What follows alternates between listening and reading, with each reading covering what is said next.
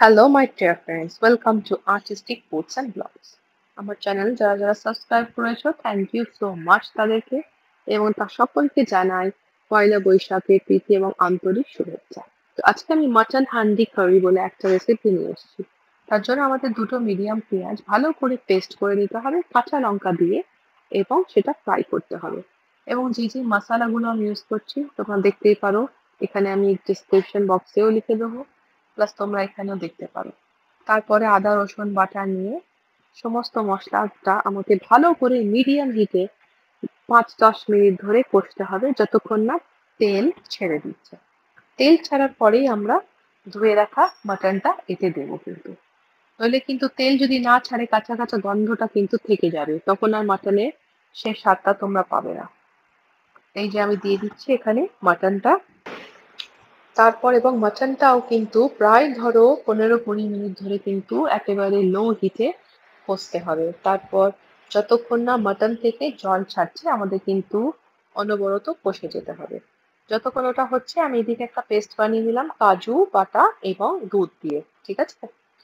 তো দেখো মোটামুটি একটু জল জল ভাব এসেছে এবং জলটা বেরিয়েছে এবং এতে আমি আরেকটু জলও অ্যাড করেছিলাম, কেননা তলাটাও লেগে যাচ্ছিল। এটা আমাদের খুব কেয়ারফুল থাকতে হবে। মশলা পুড়ে গেলে কিন্তু এটা স্বাদ পাবে না, তুমি পোড়া পোড়া একটা তেতো তেতো ভাব চলে আসবে মাটনটার মধ্যে। আমি অ্যাডিশনালও বাটার অ্যাড করলাম একটুখানি ঝোলটা ক্রিয়েট করার জন্য। এবং তারপর তোমরা এটাকে ঢাকা দিয়ে রেখে দিতে হবে যতক্ষণ না মাটনটা সেদ্ধ হয়ে যাচ্ছে। সেদ্ধ হয়ে এসেছে, তারপরে কিন্তু তোমরা একেবারে লাস্ট 10 মিনিট আগে এই পেস্ট যারা যারা বানিয়েছিলাম ওটা তোমাকে অ্যাড করতে হবে। আগে দিলে কিন্তু কাজু বাটা পেস্ট ওটা কিন্তু পুড়ে যায়।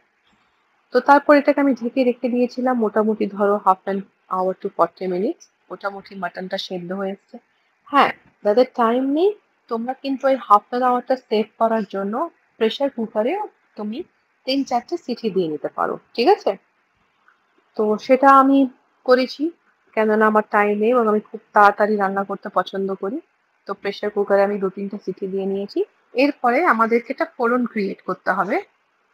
তো ঘি নিলাম আমি এখানে, তারপরে কাঁচা জিরে এবং কাঁচা লঙ্কা, দ্যাটস ইট, এই কটা ইনগ্রিডিয়েন্টস। তো তুমি ঘিটা বেশি করেও দিতে পারো, যারা একটুখানি ভালো পছন্দ করো রিচ খেতে তো দিও। এবং এটা লাস্টে একেবারে যখন রেডি হয়ে যাবে আমাদের মাটনটা একেবারে সেদ্ধ হয়ে যাবে তার উপরে ফোড়নটা দিতে হবে। তো আশা করি বন্ধুরা তোমাদের এই রেসিপিটা ভালো লাগলো। যারা নতুন বন্ধু দেখছো আমার ভিডিওটাকে, অবশ্যই তোমরা যদি ভালো লাগে আমার চ্যানেলটাকে সাবস্ক্রাইব করে আমাকে সাপোর্ট করো অ্যান্ড জানিও অবশ্যই কেমন হয়েছে।